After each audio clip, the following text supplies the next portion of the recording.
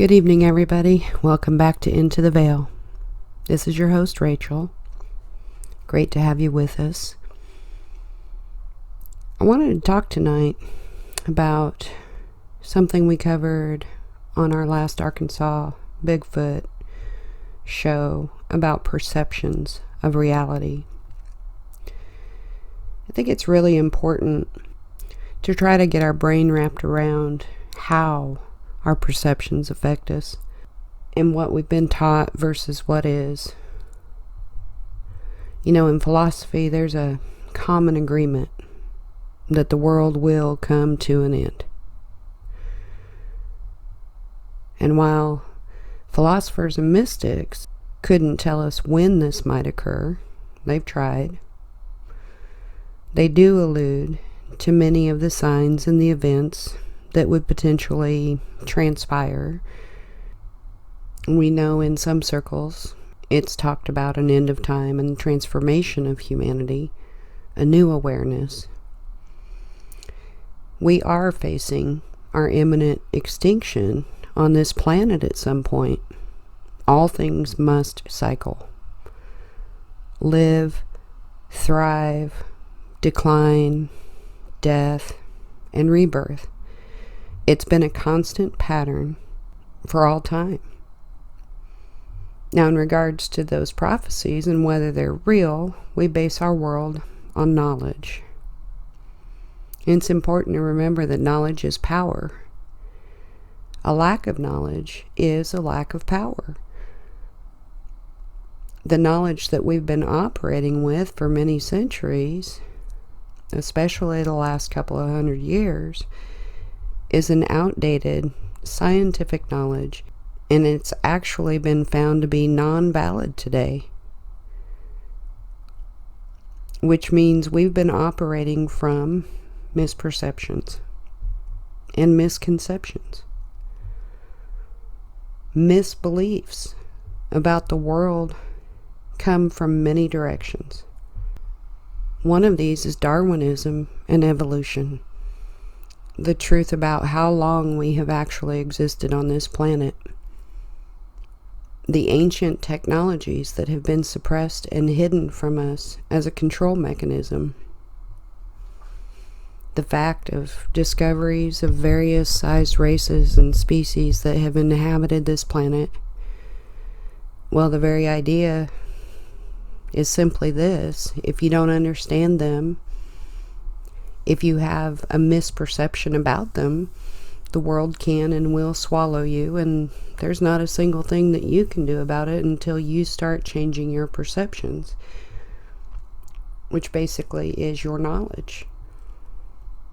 It's a different challenge for most, but as a simple example, perceptually, if you have an anorexic person in front of you and you looked at that person, you might say, this person is starving to death.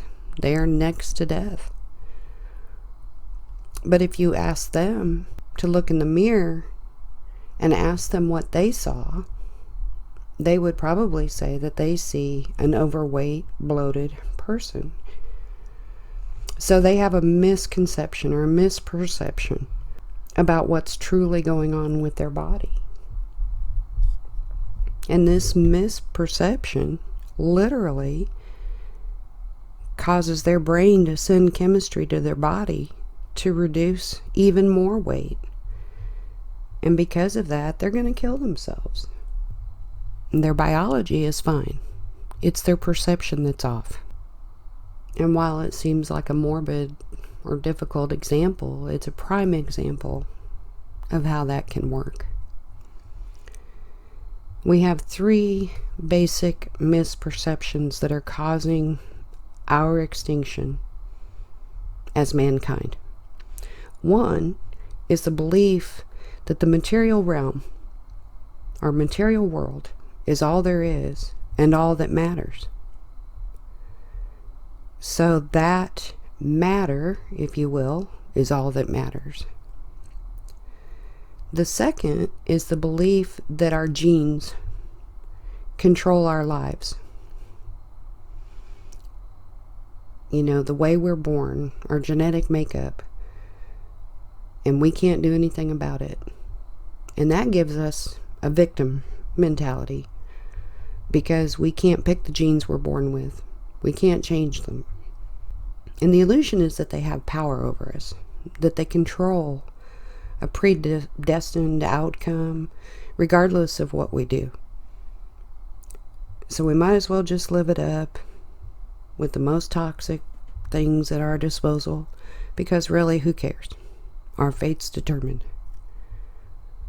And the third one is an extension of Darwinism, and it says that the world is based on a struggle for survival.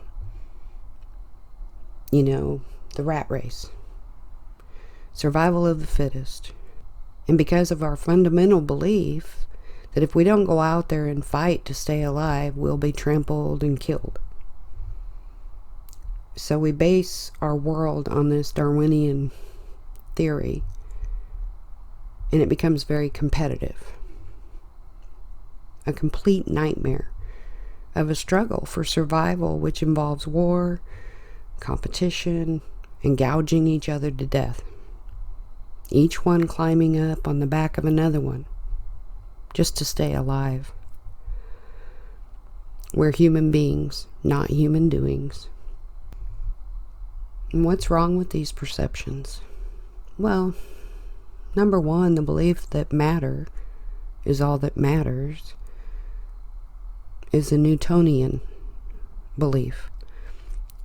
We've talked about quantum physics, and quantum physics has come in and said, you've made a terrible mistake. That is not, it's not the physical matter that's most important.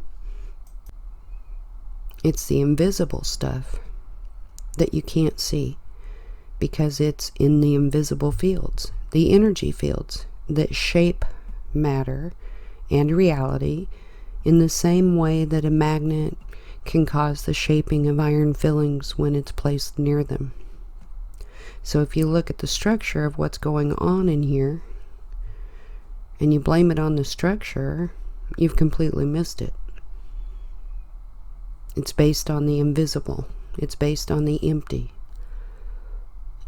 But the biggest part of the contribution that the invisible does for us is in the construction of reality in our mind. Our minds are shaping the world. So whatever we believe, it's like a magnetic field that shapes our biology and our life to conform to the belief. So you say, wow, if that's true, then all of a sudden we should put more emphasis on the mind than on the body. And that if we change our beliefs, we can save our world and us along with it. Myth number 2 was that genes, our genetic makeup, controls us. That now is the belief of a victim. And essentially, it creates an excuse. We say, cancer runs in my family. What can I do about it? Might as well enjoy my life now. And then all of a sudden we become irresponsible. We're making careless decisions. Even if those decisions are subconscious. You say, why? If I can't control it, why do I care? And then our own irresponsibility leads to our own extinction by process of so many people irresponsibly acting in their environments. New science, though, says no, genes do not control your life. Your mind controls your life. It's your mind acting through the thought and belief of something being the way that it is.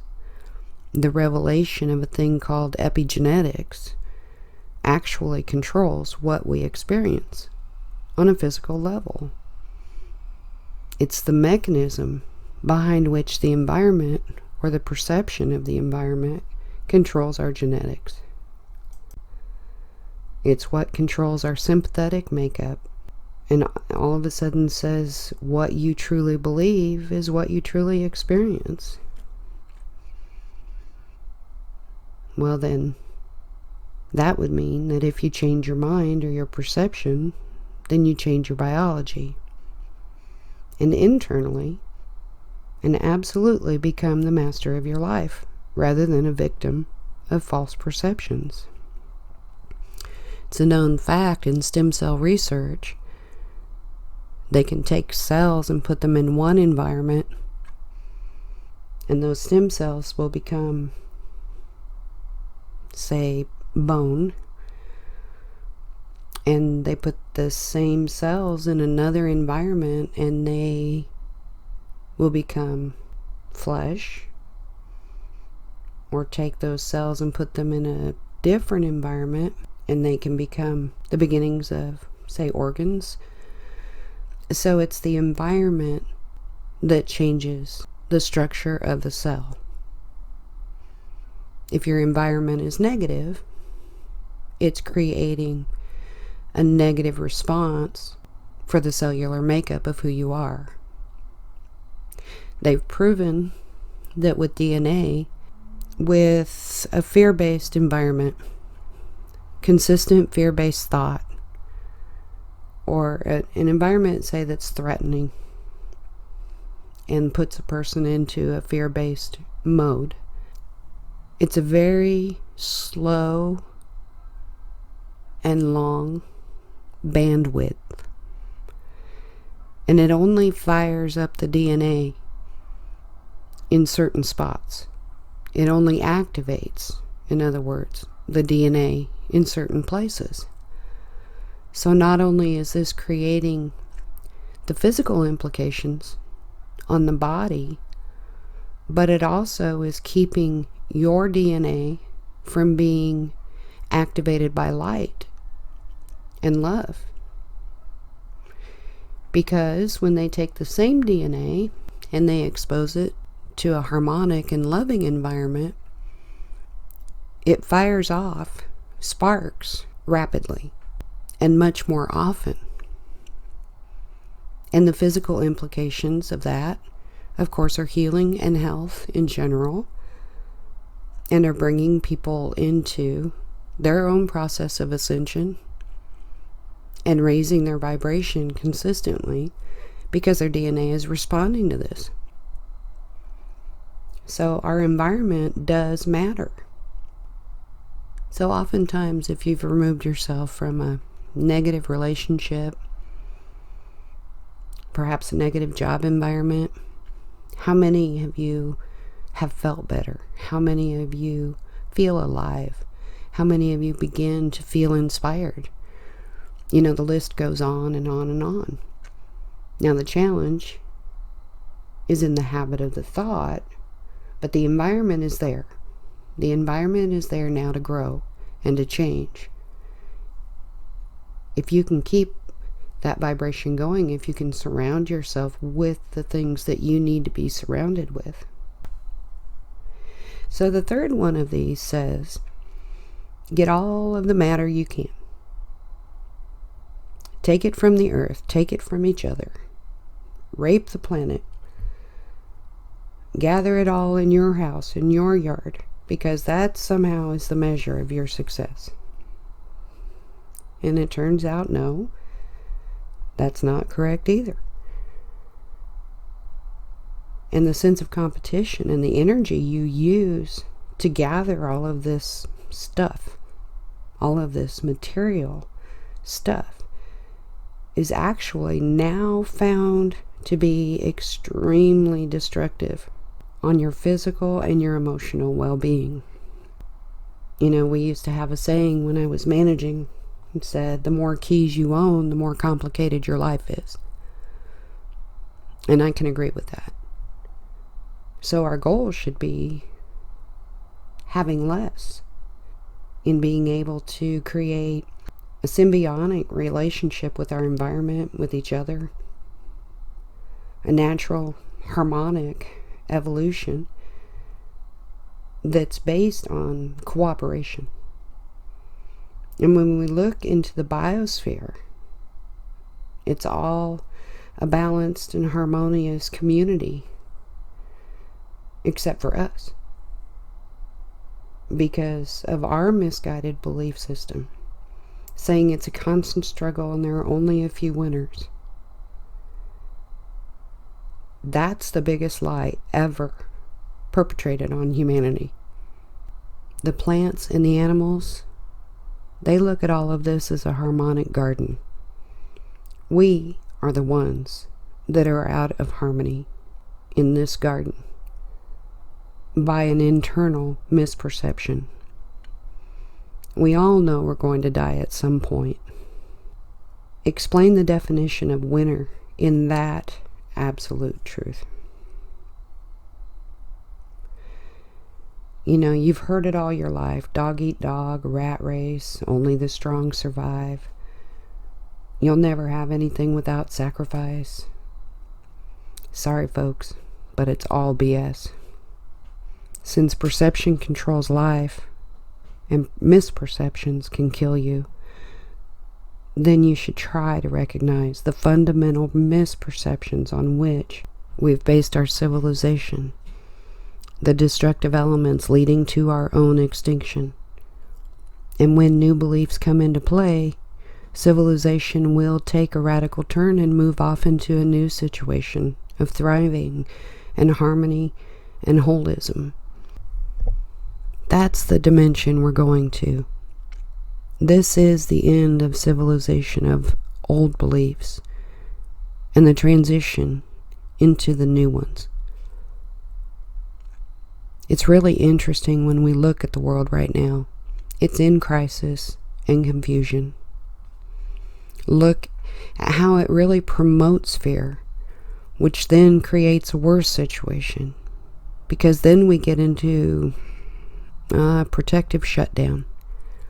We shut ourselves down into an emotional fetal position to protect against the insanity of the outside world.